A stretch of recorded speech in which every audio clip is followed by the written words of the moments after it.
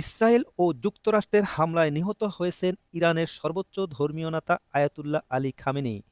কিন্তু কিভাবে তাকে হত্যা করা হলো এ নিয়ে সামাজিক যোগাযোগ মাধ্যমে দেখা দিয়েছে মিশ্র প্রতিক্রিয়া।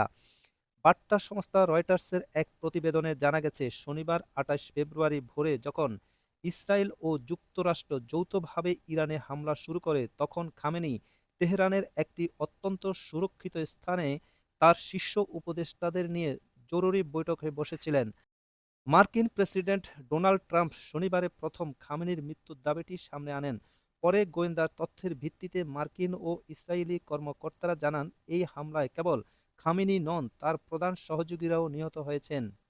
বার্তা সংস্থা রয়টার্সের এক প্রতিবেদনে জানা গেছে, শনিবার ২৮ ফেব্রুয়ারি ভোরে যখন ইসরায়েল ও যুক্তরাষ্ট্র যৌথভাবে ইরানে হামলা শুরু করে, তখন খামেনি তেহরানের একটি অত্যন্ত সুরক্ষিত গোপন স্থানে তার শীর্ষ উপদেষ্টাদের নিয়ে জরুরি বৈঠকে বসেছিলেন। মার্কিন প্রেসিডেন্ট ডোনাল্ড ট্রাম্প শনিবারে প্রথম খামেনির মৃত্যুর দাবিটি সামনে আনেন।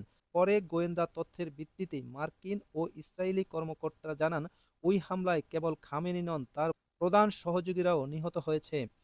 নিহতদের মধ্যে ইরানের সাবেক ন্যাশনাল সিকিউরিটি কাউন্সিল সচিব Ali Shamkhani, IRGC commander Mohammad ফাকফুরের নাম নিশ্চিত করা হয়েছে।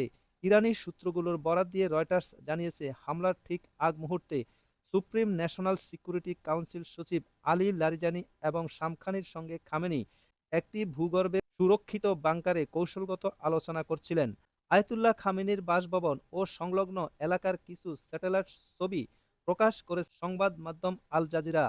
ছবিতে দেখা গেছে, খামেনির সুউচ্চ প্রাসাদটি সম্পূর্ণ ধসে পড়েছে এবং স্থাপনাটির চারপাশে পুড়ে কালো হয়ে গেছে। ধ্বংসস্তূপের চিত্র দেখে প্রতিরক্ষা বিশ্লেষকরা ধারণা করছেন, অত্যন্ত শক্তিশালী বাংকার ব্লাস্টার ক্ষেপণাস্ত্র ব্যবহার করে ওই হামলা চালানো হয়েছে, যা মাটির গভীরে থাকা সুরক্ষিত কক্ষ ধ্বংস করতে সক্ষম। এ ঘটনার পর থেকে ইরানে চরম শোকের ছায়া নেমে এসেছে এবং মধ্যপ্রাচ্য জুড়ে যুদ্ধের উত্তেজনা এক নতুন মোড় নিয়েছে। আইআরজিসির পক্ষ থেকে এই হত্যাকাণ্ডের ভয়াবহ প্রতিশোধ নেওয়ার অঙ্গীকার করা হয়েছে। এছাড়া ইসরায়েল যুক্তরাষ্ট্রের হামলায় খামেনির মেয়ে, নাতি, পুত্রবধূ এবং জামাতা নিহত হয়েছে বলে জানা গেছে।